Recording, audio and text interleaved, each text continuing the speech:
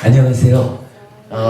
어느새 시간이 참 따지고 보면 시간만큼 빠른 게 없는 것 같아요. 여러분들 우리 마음 공부합시다라고 처음 인사 나눈 게 뭐 잠깐 전 같은데 어느새 6주간의 마음 특강을 마무리해야 되는 시간이 왔습니다. 그간 함께 공부해 주셔서 여러분 감사드리고요. 사실 이제 어제하고 그저께 대구, 부산에서도 이제 앞서서 6주간 법회를 마쳤거든요. 대구하고 부산에서는 법원님들께서 아직까지 우리 공부가 6주 동안 해야 할 공부를 다 마무리하지 못했으니 이어지는 공부가 좀 필요하겠다라고 공감들을 하셔서 법회를 좀 더 이어가지고 물론 우리 해피솔 법회가 계속 운영되던 중에 잠시 시간을 내서 마음 특강을 한 거니까 이제 다음 주부터는 그냥 해피솔 법회로 환원이 되어서 법회가 운영이 될 건데 해피솔 법회를 통해서 공부를 좀 계속하고 싶다라고 말씀들을 해주셔서 공부를 계속 이어서 하는 것으로 했어요. 우리도 오늘 저기 5시 마치고 나면 법원님들 잠깐 좀 의견을 여쭙고 싶습니다. 그래서 이 공부가 조금 더 연장되면 좋겠다. 새로 이 공부를 좀 하고 싶다라고 법원님들 말씀을 하시면 함께 의논해서 사실 저는 지금 이제 특히 부산 법회 같은 경우는 요 마음의 메커니즘이라고 하는 특별한 한 가지 주제를 끝날 때까지 한번 갑시다. 그래가지고 한 달이 되든 2달이 되든 마음의 메커니즘을 주제로 이어지는 공부를 하자라고 결정을 했는데 저는 사실 생각을 해보니까 이런 생각이 좀 들어요. 만약 그 법원님들께서 공부하실 분이 좀 계시다 하면 불교 공부를 새로 한번 시작해보면 어떨까? 불교 공부를 우리 처음부터 한번 새로 시작하는 그런 공부 자리를 우리가 한번 만들어 보면 어떨까 하는 생각을 저는 하게 됐어요. 이따 여러분 우리 좀 의논하셔서 몇 분이라도 그야말로 시작부터 니까야는 부처님 살아서 설하신 이 가르침은 우리의 삶을 또 우리의 삶이 어떻게 향상해야 하는지 어떻게 행복해질 수 있는지 이런 주제들에 대해서 어떤 가르침을 주시는가 하는 이야기를 그야말로 시작부터 한번 출발하는 그런 공부 자리가 마련이 되면 좋겠다라고 개인적으로 저는 생각을 했는데 하여간 이따 한번 우리 의논해 보기로 하고요. 오늘은 지난주에 말씀드렸습니다마는 마음 특강이라고 하면서 우리가 그간 삶의 테크닉이라고 하는 좀 커다란 주제를 놓고 이 주제를 소화하기에 시간이 많아서 매달려 있었죠. 그래서 이제 오늘은 그래도 마음 특강이면 마음 이야기, 마음이 몸과 함께 세상을 만나는 이야기를 그냥 대략적으로 맛이라도 한번 보여드려야 되지 않는가 이런 이야기를 했죠. 오늘은요 마음의 메커니즘, 마음이 몸과 함께 세상을 어떻게 만나고 그 만나는 가운데 어느 부분에 문제가 있어서 괴로움이 생겨나고 그 괴로움을 어떤 방법을 통해서 해결할 수 있을까? 마음의 메커니즘이 의미하는 모든 이야기라고 할 수가 있을 거예요. 그 이야기를 그냥 시작해서 시간 닿는 데까지만 좀 설명을 드리고 좀 부족한 부분은 여러분 대구 부산 쪽에서도 계속 이 주제를 이야기를 했고 또 해피절법회에서 마음의 메커니즘을 지속적으로 설법한 동영상이 많이 올려져 있으니까 좀 참고하실 수 있으면 좋겠다 생각합니다. 지금부터 우리 마음 이야기 시작해 보겠습니다. 이렇게 보죠. 자, 사부니까야를 꿰뚫는 하나의 정신이 있다면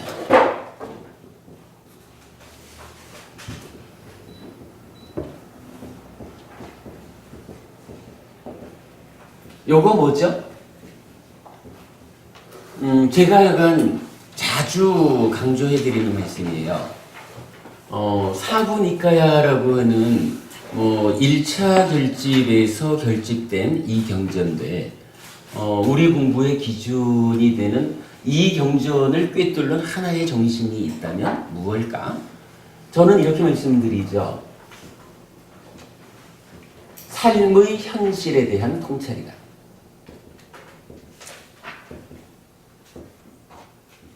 달리 말하면 사부니까야를 통해서 35의 깨달음을 이루고 80에 돌아가실 때까지 45년간 부처님은 표현하자면 단 한마디도 우리 삶을 벗어난 이야기, 무언가 초월적인 이야기, 추상적인 이야기, 관념적인 이야기, 이런 거 부처님 하지 않았다는 거예요. 부처님은 오직 내가 살아가는데, 내가 산다라고 하는 이 현실적인 상황 하에서 어떠한 괴로움이 나의 삶에 수반되어 있을까? 내가 살아가는데 어떤 괴로움이 있을까? 그리고 요 괴로움을, 요 불만족의 상태를 어떻게 해소할 수 있을까? 그러니까 대표적으로 부처님 어떻게 말하죠? 나는 오직, 여러분이 다 아시는 말씀이죠. 나는 오직 고와 고멸을 말할 뿐이다. 이 고와 고멸이, 이 괴로움이 어디에 있는 괴로움인가요? 이거 저 하늘 어디인가 있는 그런 괴로움 아니고요. 직접적으로 내가 살아가고 있거든요. 지금 살아가고 있는 현실적인 나의 삶 가운데 이러이러한 괴로움, 이러이러한 불만족이 있다. 이렇게 알려주는 거거든요. 그러면서 부처님, 그러한 괴로움이 어떻게 소멸할 수 있을까? 나는 오직 고와 고멸을 말할 뿐이다. 여기에다가 조금 더 토를 달면 어떻게 돼요? 이 괴로움이라는 거 원래 있는 걸까? 원래 괴로움이라는 것이 나의 삶에 반드시, 그러니까 나의 삶이 원래 괴로운 거라서 함께 해야만 하는 것일까? 근데 우리가 알기로 부처님이 알려주는 그러니까 세상의 이치라는 것은 원래 있는 거, 본질적인 거 이런 건 없잖아요. 그러니까 이 괴로움도 무언가 조건이 있거든. 어떠한 조건이라는 것 때문에 생겨나는 거죠. 이렇게 괴로움이 조건 지어진 것이다. 무언가 때문에 괴로움은 생겨나는 것이다 라고 말할 때 요거를 집이라는 말로 쓰죠. 그리고 이 집에다가 부처님은 보통은 괴로움의 원인, 괴로움을 일어나게 하는 것은 가래다 이렇게 말을 하죠.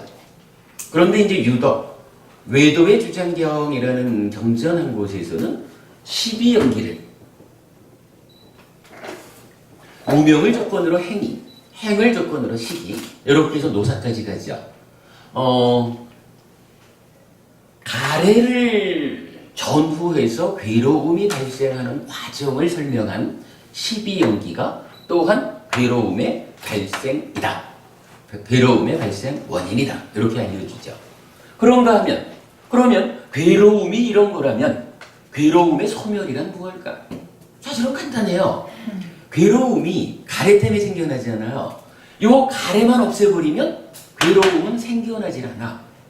생겨나지 않는다라고 하는 것은 없어진 거예요. 요거 고멸이거든요.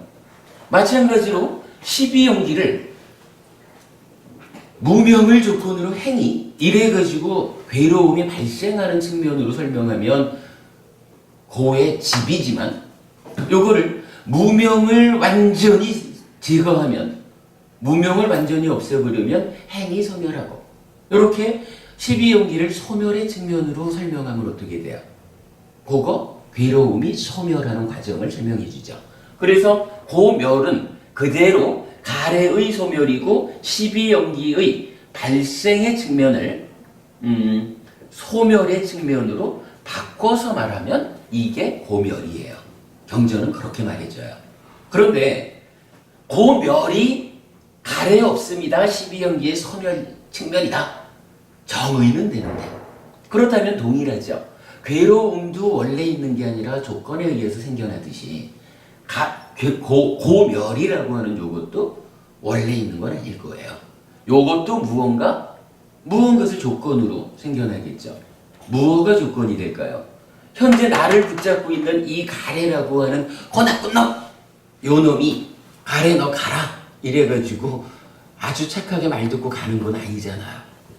요 가래가 없는 상태를 만들려면 가래를 제거하기 위한 어떤 과정이 필요하다고요. 그걸 뭐라 하나요? 수행, 이렇게 말하는 거죠. 그리고 부처님은 가래를 소멸하기 위한 수행법 이래가지고 이건 뭐 고멸도라고 말하면서 이렇게 가래를 소멸하는 그 길, 이 길이 무엇냐? 팔정도다. 이렇게 알려주잖아요. 이래가지고 부처님 사부니카야를 꿰뚫는 하나의 정신으로 삶의 현실에 대한 통찰 이렇게 되는데 이 삶의 현실이란 무엇입니까? 나는 오직 고와 고멸을 말한다. 이 고와 고멸이 그 조건 관계를 따져보니까 어떻게 돼요? 고집멸도라고 하는 사성제라는 것이 아주 단순하게 이렇게 우리 삶의 이야기를 설명하는 거로 나타나죠. 요거 고집멸도 사성제라고 하는 요거를 우리는 어떻게 말하나요? 네 가지 성스러운 진리 이렇게 되죠. 진리라는 말을 써요. 요거 빨리어로 사자인데 제가 알기로 제가 알기로 니카야 안에서 진리라는 말을 쓰는 교리는 오직 사성제밖에 없어요. 저는 아직까지 사성제 말고는 어떠한 가르침에도 진리라는 말이 붙어있는 것을 보지 못했어요. 그렇다면 부처님은 진리 이럴 때야 우리도 내 가르침의 중심, 핵심 요걸 말하겠죠. 이러한 진리를 어떻게 표현해요? 딱 이 이야기예요. 부처님 오직 삶의 현실에 대한 통찰을 위해서 가르침을 설했어요. 그죠? 35에 부처되어서 80에 돌아가실 때까지 이 45년간 부처로서의 스승으로의 삶을 살아가는 동안에 단 한마디도 삶의 현실을 벗어나지 않았다. 그리고 그 삶의 현실은 고와 고멸이고 이것이 조건관계를 따져보니까 고집멸도 사성제가 설명이 되고 오직 이 사성제야말로 유일하게 진리라고 선언된 것이다. 불교 교리가 이러한 틀로 한번 보여질 필요가 있겠죠. 네, 이렇게 우리가 한번 정리를 해봐요. 그리고 이러한 삶의 현실 요 이야기를 놓고 지금부터 마음이 몸과 함께 세상을 만나는 이야기, 우리 삶의 이야기를 보죠. 자, 삶의 현실 이러면 누군가 사는 주체가 있겠죠. 요 사는 주체를 뭐라고 하죠? 리나 법은 누가 살아요? 그 이전에 나라고 하죠. 사실은 내가 사는 거잖아요. 여러분 우리 불교는 무아를 말합니다. 무아를 말하기 때문에 나라고 하는 존재 없는 겁니다. 요거 여러분 우리 이렇게 보면 안 되죠. 나라고 하는 존재가 지금 살아가요. 부처님 실질적으로 나의 행위경 이런 경에서도 이렇게 네가 실제로 행위하고 있지 않느냐. 나의 행위도 있고 너의 행위도 있다. 또는 팔정도라고 하는 이 무아를 실현하는 고멸을 실현하는 이 공부를 하기 위해서 전조가 되는 것이 있다. 무엇냐? 나를 부족하는 것이다. 그래서 내가 지금 이 순간 내 삶의 주인공으로서 나를 긍정적으로, 능동적으로, 적극적으로, 주체적으로 나를 확보하는 일이 팔정도를 닦기 위해서는 우선돼야 한다. 그러니까 이런 거예요. 나라고 하는 게 본래 무한대 이래가지고 원래 없는 나를 향상하지 할 거고 이래가지고 그야말로 어설픈 도인 흉내 내면서 사는 사람들도 우리 곁에 있거든요. 부처님 그렇게 말씀하시는 거예요. 그렇게 어설픈 도인 흉내 내가지고는 깨달음으로 가지 못한다. 삶의 향상으로 가지 못한다. 갈수록 괴로움은 줄어들고 행복은 늘어나는 이러한 삶을 내가 만들어내지 못한다 이거예요. 어쨌든 나는 지금 이 순간을 살아가는 나 자신이거든요. 나는 아주 소중한 것이고 나는 아주 긍정적이고 능동적이고 적극적이고 주체적으로 주인공이 되어서 지금 삶을 살아가야 돼요. 그러한 가운데 그러한 내가 살아가는 가운데 왜 이렇게 많은 괴로움이 함께할까? 그죠? 주인공으로의 내가 나의 삶을 되돌아볼 때 아하, 나의 삶에는 참으로 많은 불만족이 있구나. 요 불만족의 문제를 어떻게 해소할까? 이럴 때 그 원인 관계를 찾아보고 해결 방법을 찾아보고 그 해결 방법으로 알려주는 팔정도를 우리가 바꿔나갈 수 있는 거예요. 그죠? 그러니까 부처님 그렇게 말하는 거죠. 팔정도를 닦기 위한 전조가 몇 가지 있지만 그 중에 하나가 아의 부적이다. 나를 굳건히 하는 것이다. 그리고 우리가 공부를 통해서 참으로 이 괴로움의 문제를 보니까 우리가 그 아의산, 무아의산 이렇게 공부했었죠. 아의산이라고 하는 존재, 내가 살아가는 가운데의 괴로움을 소멸하는 이러한 삶을 살다 보니 그 삶의 꼭대기에 가도 해결되지 않는 문제들이 있더라. 그건 뭔가요? 사실은 여기서 이제 이 내가 사실은 무아인데 무아라고 하는 내 존재의 본질, 실상을 모르고 내가 살아가면서 나의 삶에서 생겨나는 괴로움을 해결하자 하는 그 끝에 가서도 결국은 내가 무아인데 나라고 붙잡고 사는 그거, 즉 존재 자체의 내재한 괴로움이 이 산의 꼭대기에 가서도 해결되지 않는다 이거죠. 그래서 이 문제를 풀어내기 위해서 무아의 산을 오른다. 우리가 이렇게 아의 산, 무아의 산 이야기한 거죠. 하여튼 우리가 그 부분을 보아야 됩니다. 삶의 현실에 대한 통찰이라고 하는 부처님의 가르침은요, 이 삶을 사는 주체로서의 나를 분명히 말해주는 거예요.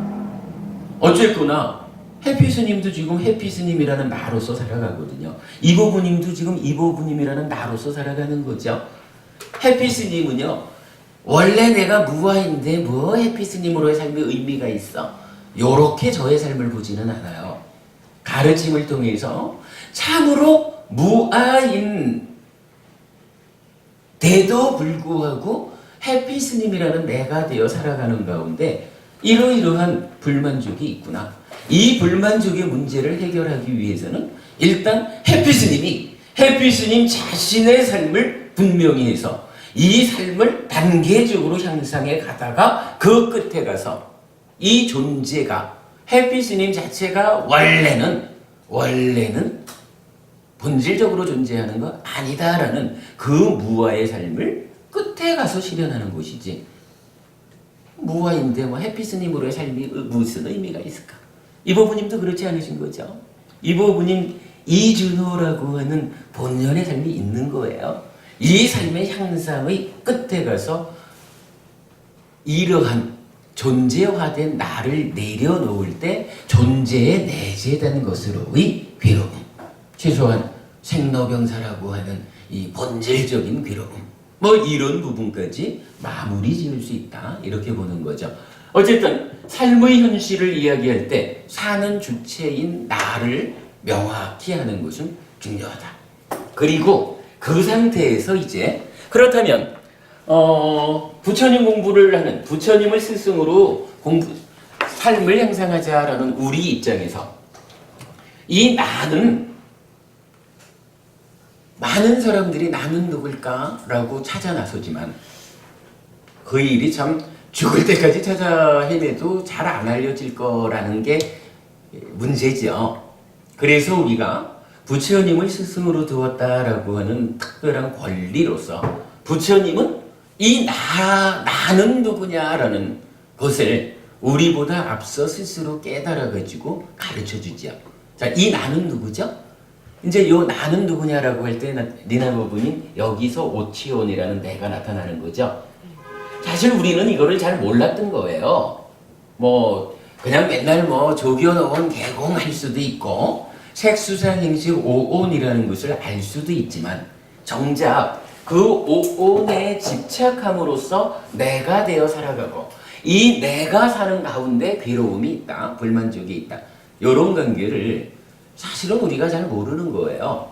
그런데 스승이신 부처님께서 내가 먼저 삶의 문제를 해결하고 고멸, 열반을 실현했다, 이제 내가 알려준다 라고 가르쳐 주신 거잖아요. 뭐 부처님 제자인 불교 신자들은 이거 부처님이 찾아서 알려주신 이걸 찾아가지고 나를 찾는 여행에 나서는 일은 사실은 현명한 일은 아니다. 우리는 이제 명확히 알죠. 오치온이라는 이것이 지금 현실적으로 살아가는 나라고 하는 주체의 실상이다. 이 부분 우리가 아는 거죠. 자, 오치온이라고 하는 것을 이렇게 우리가 좀 의미를 부여해 보고요.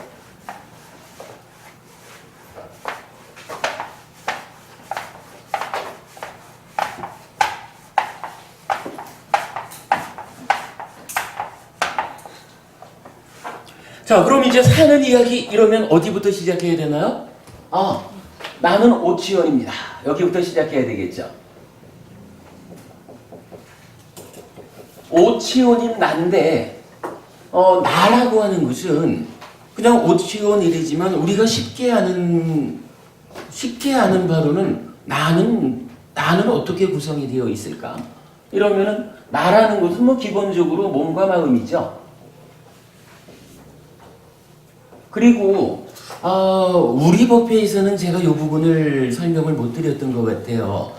지금 다른 법회들에서는 법우님들이 질문도 해주시고 그래서 충분히 좀 설명을 드렸는데 지금은 그 한 가지 좀 결론되는 것만 좀 적어보고 시작을 할게요.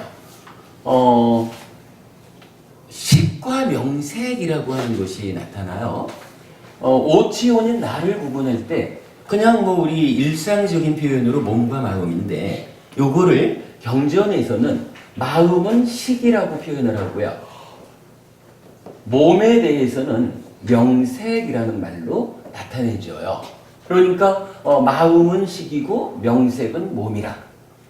요거 사실은 이제 많은 사람들이 명색이라고 하는 거 정신과 물질 이래서 요 명색이 사실은 오온 아니냐. 요 명색이 오온이기 때문에 12연기에서 식을 조건으로 명색이 있다라고 말하면 오온으로의 내가 살아가는데 그 앞에 식이라고 하는 마음이 하나 더 나타나니까 오온인 나를 조건 짓는 식은 무엇일까라고 해서 여기에 재생연결식이라는 개념을 동원해요.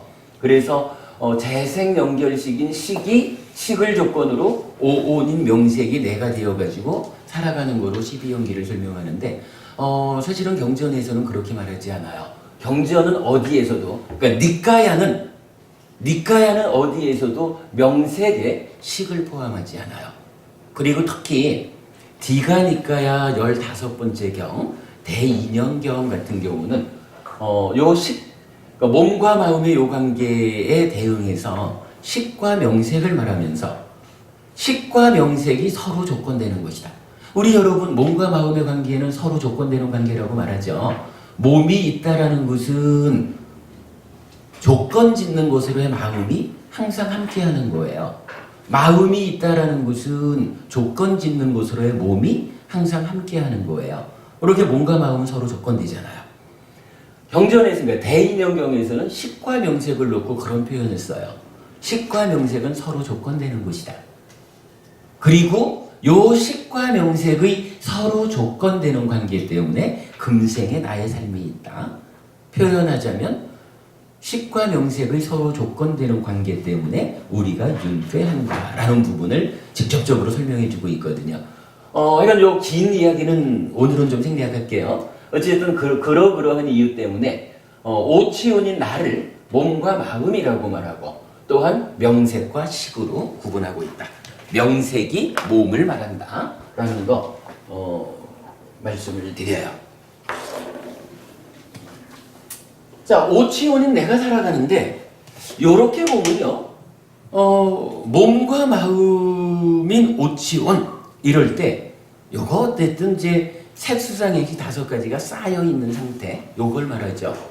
어찌 보면 몸이라고 하는 100년을 살아가는 나의 일부하고 몸 따라 죽지 못하는 전생에서 와서 이 몸과 만나서 100년을 함께 하다가 몸 죽으면 또 다음 생으로 새로운 몸과 만나서 살아가야 되는 이러한 몸과 마음의 관계거든요. 요걸 이제 오치원 이렇게 표현하다 보니까 어떻게 보면 오치원이라는 말은 그냥 어떤 느낌적으로 요거는 100년 동안 나라고 하는 존재로 살아가는 요거를 오치원이라고 표현해줬다.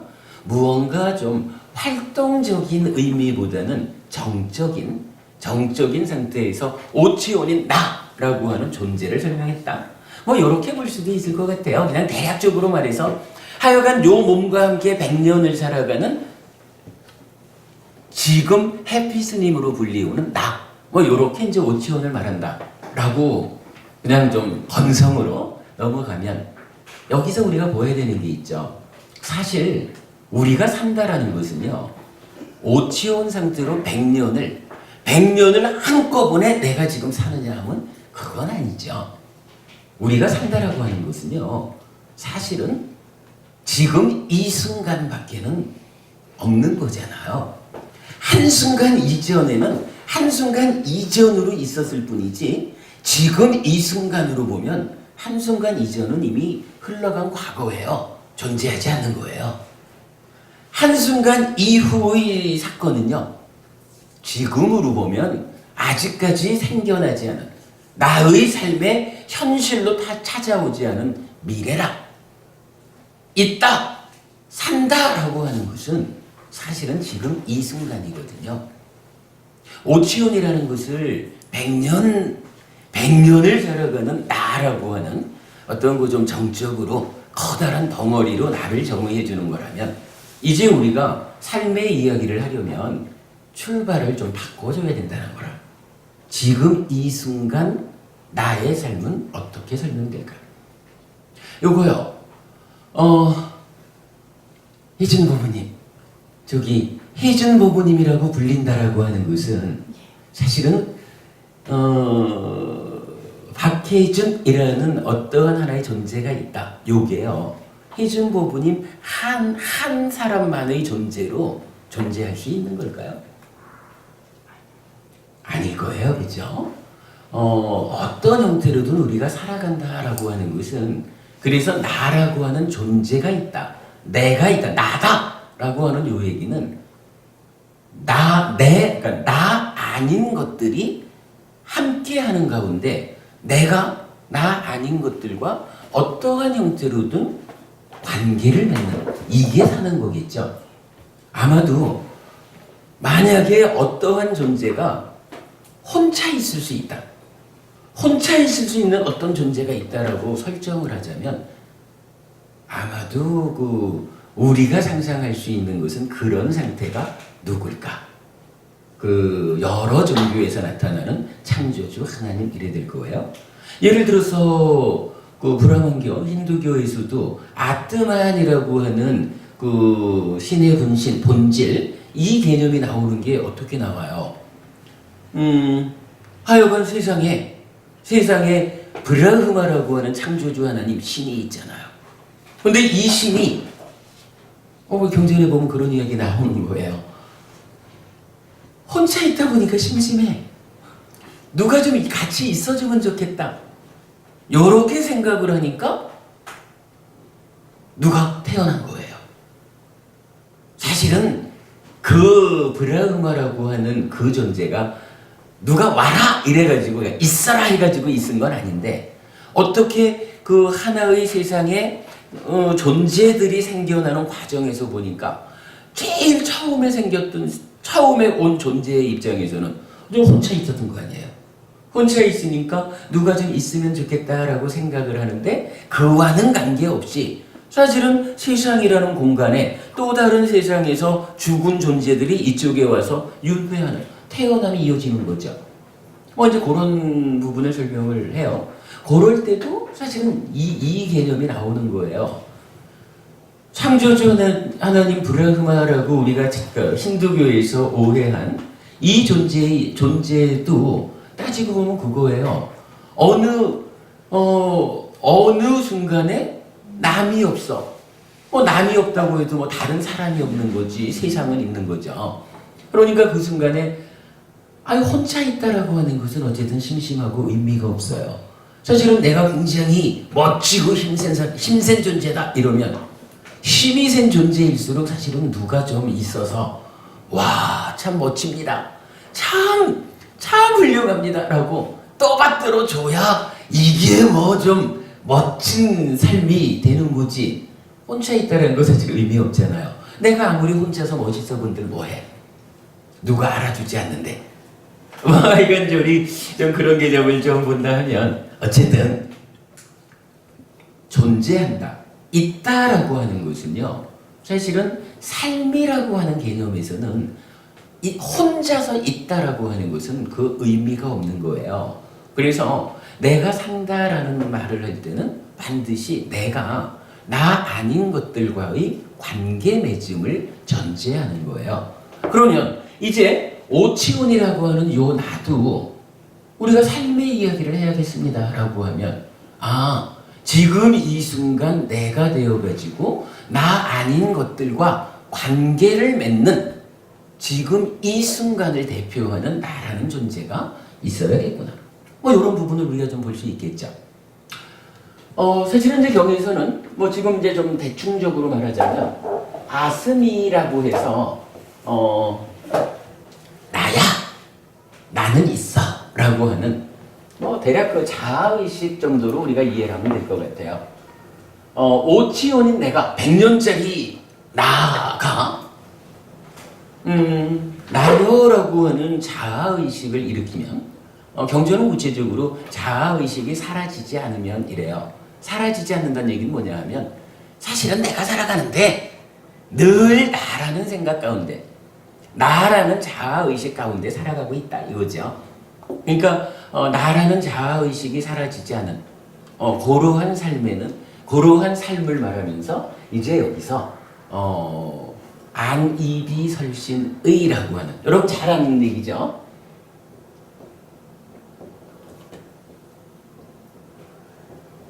안이비설신의 요 의가 뜻의자를 쓰고 요거 이제 빨리어로 만호라고 하는 마음이죠.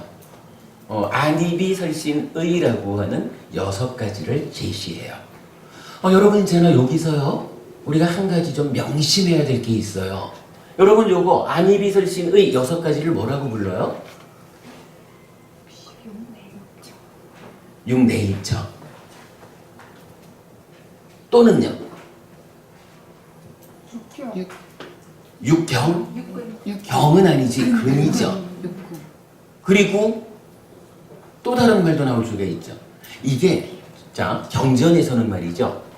안이비설신의 요 6가지를 담고 있는 말로 어떤 게 있냐 하면 대표적으로 요 눈 가지고 얘기해 볼까요? 안근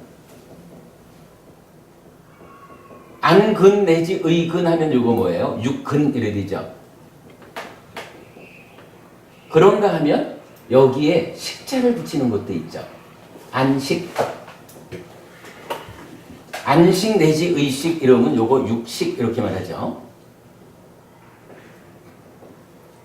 여기에 그냥 대표적으로 아무 말도 붙이지 않고 안 이렇게 쓰는 경우도 있어요. 그리고 요거는 어떤 이제 요 뒤에 하나를 붙이자라고 할 때는 여기에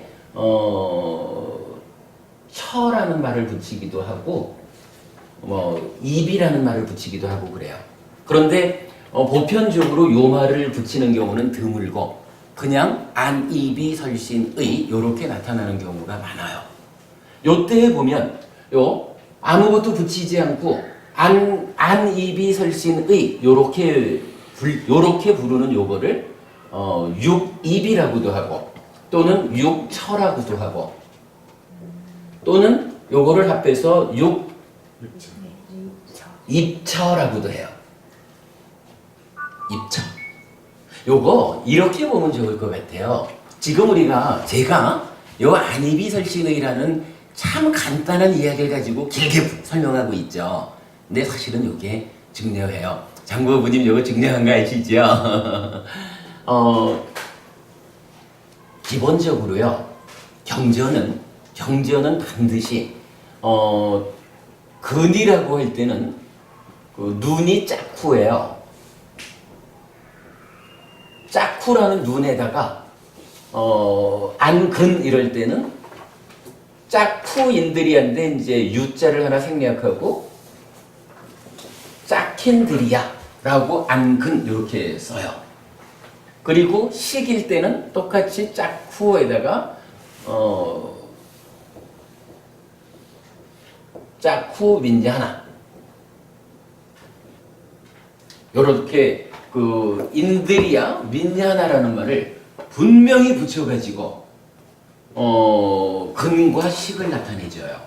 그런데 이제 요때 요거 처라고도 입이라고도 하는 요거는 원어가 어떻게 되냐 하면 아야따나라는 단어예요. 요 아야따나라는 단어를 하나 놓고 이 단어를 붙이기도 하고 붙이지 않기도 하고 이렇게 쓰는데 요 아야따나라는 말을 이제 어떻게 번역을 그러니까 중국 사람들이 어떻게 번역을 했냐 하면 기본적으로 요 아야따나 감각하는 것이다. 감각한다라는 건 뭐예요? 이 얘기죠. 해피스님의 눈을 통해서 니나버부님을 보았죠. 그러면 요거 뭐예요? 니나버부님이라는 대상을 받아들인 거죠. 감각작용이라는 게 사실은 대상이 되는 것을 내 안으로 가지고 오는 거잖아요. 가지고 온다고 해서 니나버부님을 통째로 제 눈 안으로 가져오는 건 아니죠. 니나버부님의 하여간 대상을 받아들이는 방법이 그냥 형상을 감각하는 요거죠. 요렇게 대상을 감각해 드린다라는 들여온다라고 하는 입장에서 그렇게 보면 들입자를 쓰는 번역이 타당하죠. 그래서 육입이라고 번역을 해요. 그런가 하면 이런 감각작용이요. 해피스님의 눈을 지원해가지고 니나버부님을 감각했다. 이렇게 말할 때 해피스님의 눈이 없으면 니나버부님을 감각하는 일이 가능할까요? 안 되겠죠. 만약에 니나버부님이 안 계시다 하면 해피스님의 눈이 있다 해도 니나버부님을 감각하는 일이 가능할까요? 그것도 안 되죠. 사실은요, 우리가 이제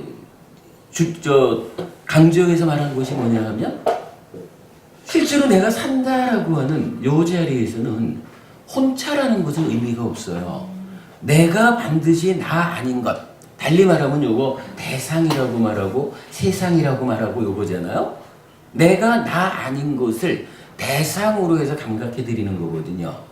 산다라고 하는 요 첫 자리 감각작용 입이라고 쓴 요 감각작용은 반드시 감각의 주관으로서의 눈이 있어야 되고 거기에는 감각의 객관으로서의 대상, 형상이 있어야 돼요.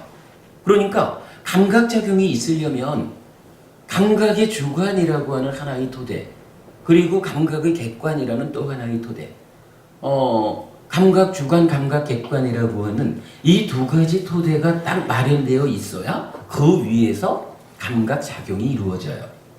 그렇게 우리가 설명할 수 있죠. 분명히 니나버부님이 없는데 제가 니나버부님을 감각할 수는 없거든요. 눈이 없으면서 니나버부님을 볼 수는 없거든요. 들을 수는 있겠죠. 그죠? 목소리를. 이런 부분. 이럴 때에 감각작용이다라고 하는 것, 지금 세상을 산다라고 하는 것은 이렇게 어떤 감각작용을 위해서 토대가 되는 것, 토대가 되는 것으로의 주관과 객관을 필요로 한다. 뭐 그런 의미로 쓰인 것 같아요. 요 아야따나를 중국 사람들은 입이라는 번역 말고 처라는 말로도 번역을 한 거예요. 토대가 되는 것이다. 실제로 경전에 보면 이제 쭉 번역되는 데 보면 안이비설신의를 육처라고 번역을 하고 있거든요. 육입으로도 육처로도. 그런가 하면 요 입과 처라는 두 개를 놓고 보면 어때요? 사실은 감각작용이라는 게 들여오는 거기도 하지만 토대가 되는 것이기도 하고 그렇잖아요. 그러니까 요거 두 개를 연결해서 말하면 감각작용의 토대가 되는 거, 대상을 내 안으로 들여오는 데에 토대가 되는 거, 뭐 이렇게 표현해도 되죠. 두 개를 붙여서 말해도 되는 거라. 아야따나라는 말 하나를 놓고요, 들여온다라는 의미로 입이라고도 번역을 했고, 감각작용을 위한 토대가 되는 것, 이래서 처로도 번역을 했는데, 막상 이 두 가지 번역을 붙여놓으니까 들여오기 위한 토대가 돼 라고 좀 더 포괄적인 정확한 번역이 되었다, 뭐 이렇게 보겠죠. 그래서 중국 사람들이 이 단어 하나를 또한 입처라고도 번역을 한 거예요. 여러분 하여간 앞으로 공부를 하다 보면 육입으로도 나타나고 육처로도 나타나고 육입처로도 나타나요. 그러니까 그래서 요 하여간 그 아야따나라는 요 말이 세 가지로 번역되었다. 세 가지를 하나의 단어로 표현했다라는 거 알고요. 그러면 이제 요 자리에서 제가 말씀드리려 한 거는 뭐였냐면, 요거 이제 오치온이라고 하는 조금은 정적이라고 말할 수 있는 100년짜리 나, 이 오치온이 지금 이 순간 내가 되어가지고, 나야라는 자아의식이죠. 지금 이 순간 내가 되어가지고 산다 라고 하는 요 자리를 말하는 거, 그거 안이비설신의 이렇게 부르는데, 그럼 이 안이비설신의는 구체적으로 무엇일까? 요거 어때요? 요거 이제 요런 설명을 감안해서 보면 요거 육근이라고 말하면 안 되겠죠. 조금 이따 우리가 이제 근과 처가 어떻게 다른지 하는 것은 오늘 아주 중요한 주제로 볼 건데, 일단은 이건 내용으로 보면 그 육근이라고 말하려면 요걸 어떻게 말해야 되냐 하면 안근 내지 의근. 왜냐하면 분명히 근이라고 쓸 때는 짜쿠라고 안 하고 짜킨드리아, 마노인드리아라고 인드리아라는 거를 경전은 분명히 붙여서 주군요. 근데 인드리아, 근이라는 말이 붙어있지 않은 상태로 안이비설신의가 나타날 때 요거를 육근이라고 말하면 경전하고는 다르게 부는 거잖아요. 그죠? 그래서 안이비설신의는 분명히 육근이 아니다. 요걸 제가 요걸 분명히 설명해 드리려고 이 이야기를 한 거예요. 안이비설신의 육근이 아니에요. 그럼 뭘까요? 육식은 당연히 아니겠죠. 그러니까 요거 6가지의 입이라고도 하고 처라고도 하고 합해서 입처라고도 하는 요거겠죠. 그런데 이제 요렇게 놓고 보면 결국은 안이비설신의라는 요 6가지 입처가, 이 입처가 자기 혼자 있을 수 있나요? 아니죠. 그죠. 중요한 거는 안이비설신의라는 요 내가 나 아닌 것과의 관계 맺음 없이 혼자 있을 수 없는 거잖아요. 그러니까 여기에는 각각 대상이 되는 색성향 미촉법. 색성향 미촉법이라는 각각의 대상이 되는 것이 함께 해주는 거예요. 만약에 이런 대상 없이 혼자 있다라고 말하면 이거 하여간 창조주 하나님 이렇게 말하듯이 이게요 그 우리 서양 철학 그 아리스토텔레스 이렇게 가나요? 서양 철학에서도 그 뿌리에 가면 존재하는 것은 오직 하나로 있다라고 말하면서 유라는 말을 해요. 서양 철학에서 이건 유라고 말하고 이걸 삿 이렇게 쓰든가 그러더라고요. 그러니까 이것은 존재하는 것은 오직 하나로 있는데 이 하나로 있는 것은 더 쪼개지지 않는 거. 뭐 이렇게 말하면서 사실은 이 개념이 힌두교가 말하는 아뜨만 개념하고 같은 거죠. 서양 철학도 그 근본에 가면 이게 이러한 존재가 설명이 되고, 그럼 이러한 존재라는 것은 결국은 뭐냐 하면 혼자 있을 수 있는 이 존재, 이거는 창조주 하나님인 거예요. 그렇게 이제 연결이 되죠. 그런데 하여간 삶의 현실에 대한 통찰 위해서 설해지는 부처님 가르침은 이런 존재는 의미가 없는 거예요. 이런 존재는 있는지, 글쎄 부처님은 분명히 이런 게 없다라고 말씀을 하셨고, 없다 하셨으니까 우리는 없는 줄 알면 되고, 이런 것이 있다 그래도 그러한 것은 산다라고 말할 수 있는 게 아닌 거예요. 어쨌든 그래. 그렇게 볼 때 안이비설신의라고 하는 지금 이 순간을 살아가는 주체로서의 내가 있다라고 하는 것은 반드시 나와 만나는 대상, 객관으로의 나 아닌 것이 함께하는 거죠. 그래서 색성형 미처법이 함께하죠. 그러면 좀 전에 말했지만 내가 나 아닌 것과 함께한다라는 요것은 결국 나 아닌 것을 감각해 드리는 거잖아요. 감각해 드리는 거니까 그렇다면 안이비설신의라는 요 6가지는 감각작용의 주관으로서의 내가 되고, 색성한 미처법이라는 것은 감각작용의 객관으로의 나 아닌 것이 되는구나. 이렇게 보면 타당하겠죠. 예. 이렇게 놓고 보면 결국은 요 색성한 미처법이라는 요 6가지도 그 경전도 실제로 여기에 아야따나라는 말을 동시에 쓰죠. 역시 이것도 받아들이는 객관, 안이비설신의는 받아들이는 주관이라면 색성한 미처법은 받아들이는 객관, 그러니까 입이라고 쓸 거고, 또한 그 주관과 객관이라는 감각작용의 토대로서의 처, 두 개 합해진 감각작용의 토대, 입처, 이렇게 쓰는 거죠. 역시 6개가 있죠. 이렇게 놓고 보면 이제 내가 나 아닌 것으로의 세상을 만나는 요 측면은 이제 나라는 것은 이제 아니라고 표현할 수 있을 거고, 내 밖에 있는 것은 밖이라고 표현하면 되겠죠. 이래서 안이비설신의는 내자를 붙이고 색성형 미처법은 외자를 붙이죠. 융매입처, 유매입처라는 개념이 이렇게 생겨나는 거죠. 아주 단순한 이야기 같지만 사실은요, 부처님은 요 자리를 불교 교리 가운데서 가장 중요한 것의 하나로 설명을 해요. 그리고요, 대표적으로 확신경이라고 해서 디가니까야 28번째 경인가 있어요. 그 경에서 보면 사리푸타 존자 여러분 누군지 아시죠? 부처님의 상수제자 2분 중에 한 분이지만 사실은 첫째 제자잖아요. 이 사리푸타 존자가 부처님을 찬탄하는데, 부처님은 이러이러해가지고 최고입니다라고 부처님을 찬탄하는 내용 중에 첫 번째로는 여러분 그 37보리분법, 깨달음으로 나아가는 길이 있죠. 이 37보리분법에 의해서 심해탈 해해탈하는, 그래서 아라한을 성취하는 이러한 가르침을 주셨기 때문에 부처님은 정말 최고고 최고 중에 최고고 이렇게 다양하게 부처님을 찬탄을 하거든요. 그리고 거기에 이어가지고 이게 나타나요. 처. 부처님은요, 이 처가 무언지를 알려준 분입니다. 여러분 이거 좀 어찌 보면 웃기는 얘기예요.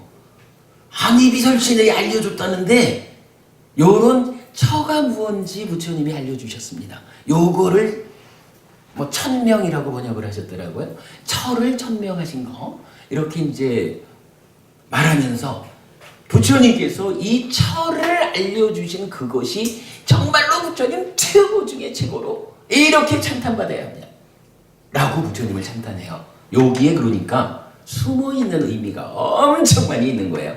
오늘은 이 부분을 중심으로 좀 가볼 거거든요.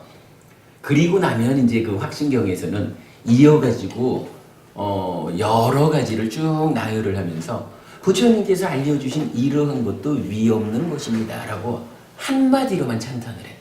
그러니까 여러 가지를 부처님 찬탄하는 그 내용으로 하면서 오직 37보리분법하고 심해탈 해해탈 이거는 깨달음으로 가는 이 길이니까 당연히 이게 부처님 가르침의 모든 것이라고 해도 되죠. 그러니까 이걸 가르쳐 주신 것은 최고 중에 최고라고 말하는 게 당연하죠. 누구도 거기에 토다지 못하죠. 그런데 뜻밖으로 부처님께서 이 철을 알려주셨습니다. 요 내용이 37보리분법과 심에 딸 해에 딸 이러한 깨달음으로 가는 길을 알려준 것과 대등한 내용으로 참탄하는 내용이더라고요. 무언가 여기에 숨어 있는 내용이 있어요. 우리가 한번 거기 가보자고요.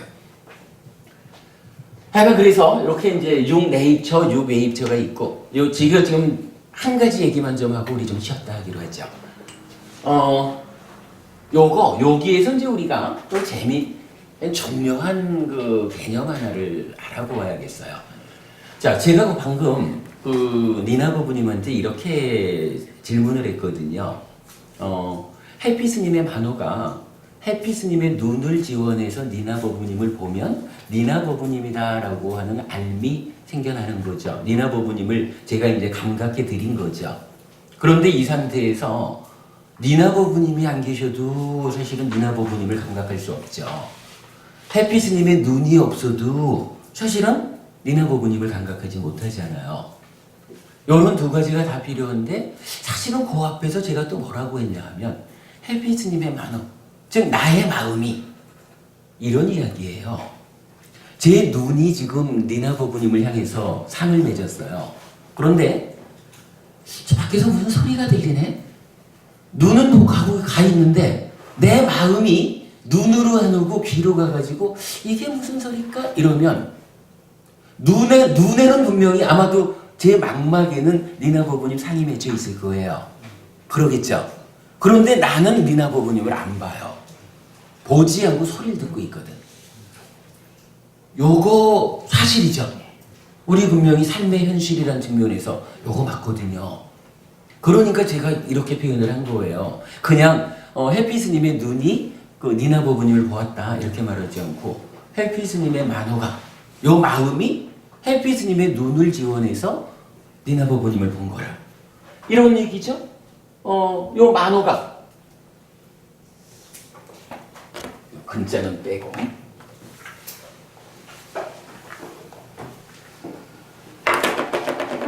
해피 스님의 만호가 눈을 지원해가지고 눈의 대상인 색을 어떻게 해요? 주목하는 거죠.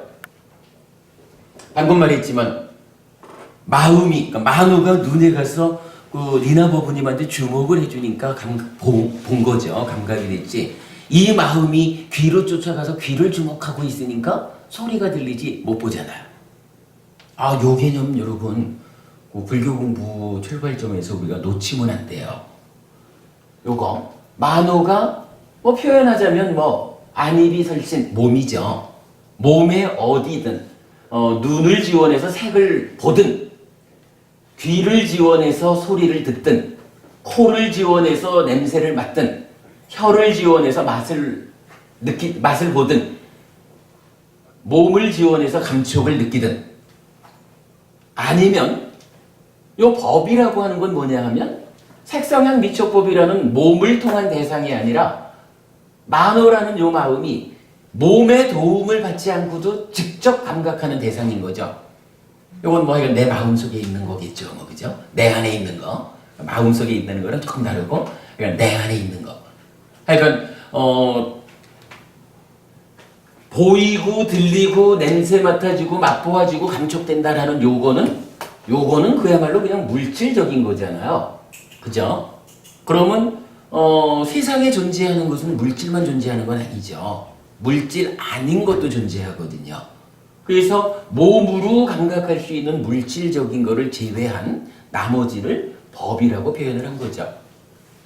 그러면 요 법은 어떻게 해요? 만호라는 내 마음이 몸을 지원하지 않고 직접 주목하는 거죠.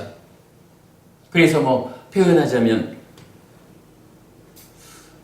좀 전에 점심이 되게 맛있던데 내일도 그 점심 누가 사주나?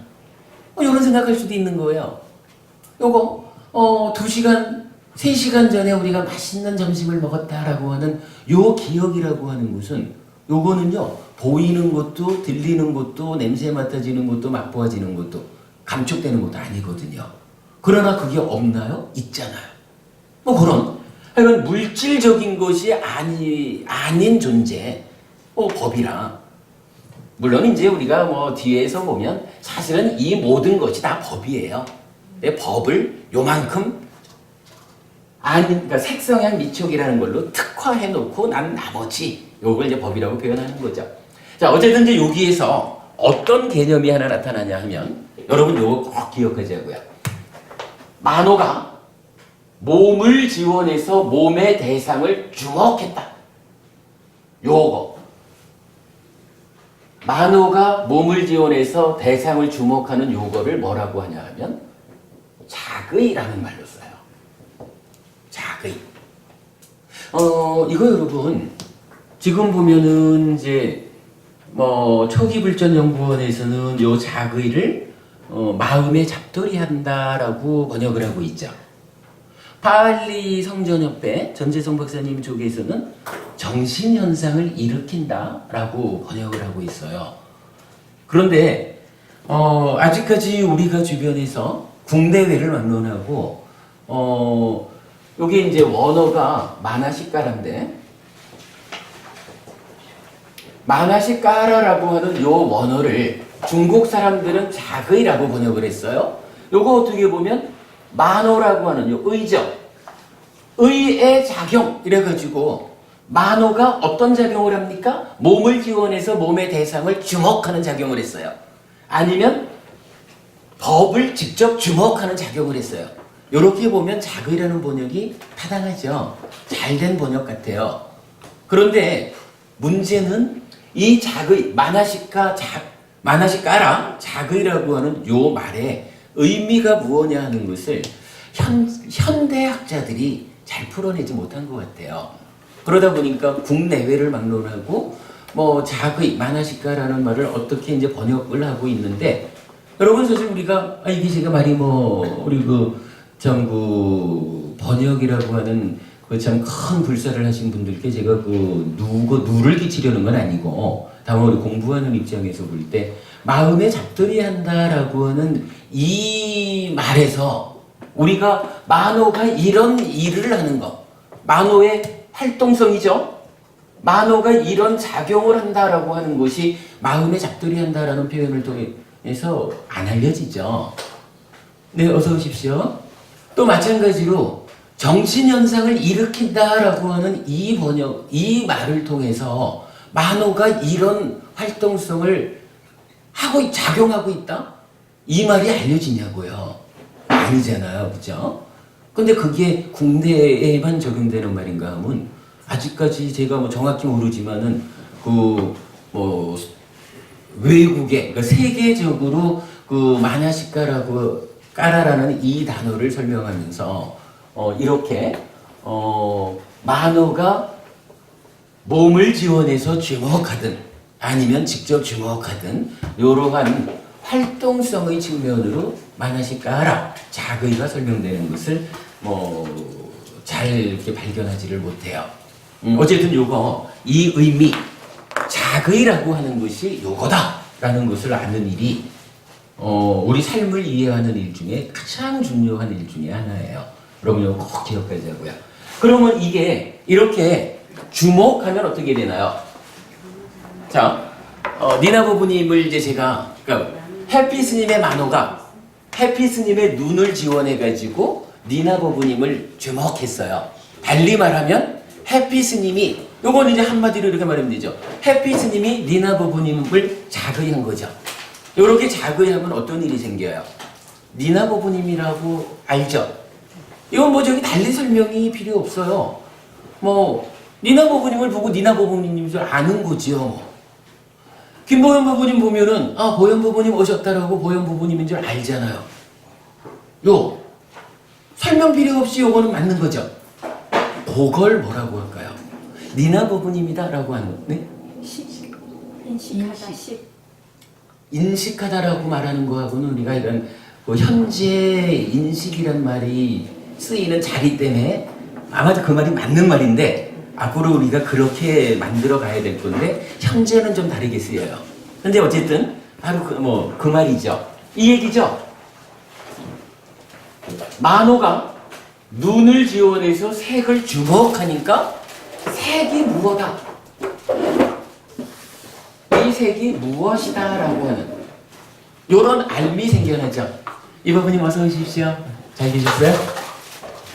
색이 무엇이다 라고 알려졌죠. 그러니까 눈의 대상이 되는 눈 밖에 있는 요것이 니나 부분입니다 라고 알려진 거죠.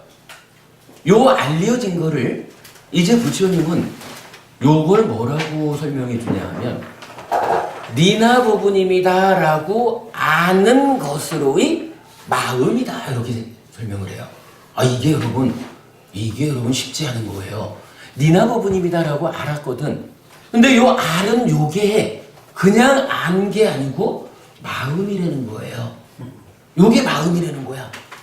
근데 이게 해피생일 얘기가 아니고 부처님이 경전에서 그렇게 알려주잖아요.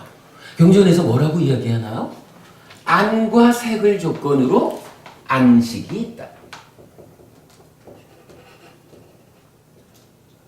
이렇게 말해주거든요. 안과 색을 조건으로, 즉 눈으로, 그러니까 눈이 니나 부부님을 보았거든요. 눈이 있고 니나 부부님이라는 대상이 있잖아요. 그 눈과 대상을 조건으로 했다라는 것은 감각작용이 이루어졌다 이거잖아요. 이렇게 감각이 딱 되니까 이제 우리가 알기로는 니나 부부님이네라고 아는 거거든요. 단순히. 근데 부처님은 요거 니나 부부님이라고 대상을 아는 요거를 뭐라고 표현하냐 하면 안과 색을 조건으로 안식이 있다. 안식이 생겨난다라고 말해주는 거라. 그러니까 니나 부부님이라고 아는 요것이 안식이야. 눈의 마음이야. 라고 부처님이 이렇게 경전 여러 곳에서 이 말을 하잖아요. 요거 여러분 이 얘기예요. 만호가 자의하는 활동성을 했죠. 만호라고 하는 요 마음은 자의한다. 몸을 지원해서 대상을 주목했다라고 하는 요 자기 활동성의 결과로 대상을 안다라고 하는 것으로의 식이라고 불리는 새로운 마음을 만들어낸다. 이건 우리가 뒤에 보겠지만 요 안이비설신의 자체가 따지고 보면 요 식과 같은 거라고 이따 설명이 될 거예요. 그러다 보니까 사실은 요 육내입처라고 하는 요 자체가 뭔가요? 육내입처가 분명히 우리 육근하고는 다른 거다 그랬죠. 육근이라고만 말하면 그 중에 앞에 5가지는 그냥 몸뚱아리가 가지는 기능이잖아요. 근데 내입처, 감각, 주관 이럴 때는 그런 기능만 있는 게 아니라 따지면 만호라고 하는 내 마음이 보태지는 거잖아요. 마음과 몸이 함께한 상태가 감각, 주관인 내입처거든요. 그런데 요때 요 마음이라는 것은 사실은 요 마음은 뭐냐 하면 오치온이라고 불리는 100년짜리 요 내가 그 중에 한 알갱이를 뽑아가지고 나야 요라는 게 아니라 이 덩어리로 해. 오치온. 어차피 온이라는 말 자체가 덩어리잖아요. 쌓임. 그죠? 이 쌓여있다라고 하는 이것이 그냥 한순간 나여라고 하는 이 순간 내가 되었다라고 하는 것은 이미 이 나를 구성하는 마음 자체가 덩어리진 상태로 지금 이 순간 내가 되어 있는 거라. 그죠? 그러니까 이 육내 입처는 사실은 오치온, 그러니까 오온 중에 식온이라고 하는 이 마음 덩어리가 몸과 함께 되어 있는 상태가 내입처인 거예요. 그런데 보세요. 그러니까 이렇게 덩어리 되어 있는 마음이 지금 내입처라고 하는 내가 되어가지고 대상을 탁 감각하니까 어떻게 돼요? 이제 니나버부님이라고 하는 따지자면 알갱이 하나짜리 눈의 마음을 만들어냈죠. 이렇게 우리가 설명할 수 있지 않을까? 우리 법회에서 좀 원색적인 표현 하나를 써요. 근데 가장 정확하게 표현할 수 있는 방법이 이밖에 없는 것 같아요. 요거 우리는 뭐라고 부르냐 하면 새끼 쳤다라고 표현을 해요. 그래서 새끼 쳐진 마음. 하여간 요 네이처 요 부분은 조금 있다가 오늘 법회 중에 설명이 될 거예요. 그러니까 지금은 하여간 이게 오치온 중에 식온이 함께한 마음의 덩어리고 이 마음 덩어리가 몸이라는 감각 기능하고 함께 대상을 감각하면 표현하자면 한 알갱이로의 마음을 만들어낸다. 요거 이게 좀 글쎄 들으시기에 어떨지 모르지만 엄마가 10달 동안 그 10달 동안 잘 길러가지고 애 낳는 것도 새끼 치는 거죠. 뭐 표현하자면 뭐 사람 엄마가 애 낳는 거를 새끼 난다라고 안 해서 그렇지 짐승들이 애 낳는 거 새끼 난다고 하는 거죠. 하여간 요 개념 내입처가 외입처를 감각했더니 새로운 마음이 하나 생겨났다. 요거 우리 새끼 쳤다라고 표현을 하죠. 새끼 젖은 마음이 생겨났다. 라고 여기까지 오치온인 내가 나야라는 자아의식에 의해서 지금 이 순간 삶의 주체인 삶의 주관으로서 감각의 주관으로서의 내입처, 육내입처가 되어서 육외입처라는 감각의 객관을 주먹작의 감각해 드리니까 거기서 대상이 무엇다라고 아는 마음이 생겨나는데 그거를 식이라고 한다. 요 식은 팔리어로는 윈냐나라고 하죠. 윈냐나라고 하는 새로운 식 하나가 새끼 쳐져서 생겨난다. 자, 여기까지 일단 말씀드리고 한 10분 쉬었다가 다시 하겠습니다. 스님 거기에서 예. 거기에서 이제 구분을 네. 안근이 있고 육근이 있잖아요. 네. 아까 육근은 지금 이제 기능이라고 말씀하셨어요, 스님. 네. 근데 지금 육내입처인 안입처, 이입처, 비입처 해가지고 육내입처고 네. 육근하고 구체적으로 하나 예를 들어서 그 얘기 이따 하겠습니다. 그러시려면 지금 그건 분명히 이따가 왜 사리푸타 존자가 부처님을 찬탄하면서 철을 알려주셨다라고 찬탄을 했을까? 그 부분의 내용이 지금 이제 법부님 말씀하시는 거고 사실은 법부님께서 이미 여러 번 질문하셨던 그 내용이죠. 근데 그게 수없이 되풀이 질문을 해도 좋을 만큼 사실은 우리 삶을 이해하는데 중요한 이야기예요. 어려워요. 어렵기도 하죠. 예. 그러니까 그 이야기는 지금 여기서는 아무리 설명을 해도 그게 설명이 안 돼요. 요게 이제 쭉 좀 가가지고 요쪽에서 식이 머문다라고 하는 과정이 설명되고 머문 식이 와서 쌓여가지고 오치온을 바꾸는 그 부분까지가 선행이 돼줘야 그 부분에 이제 도움을 받아서 근과 처가 어떻게 다른지를 다른 경전을 통해서 말하게 될 거예요. 네, 좀 쉬었다 하겠습니다.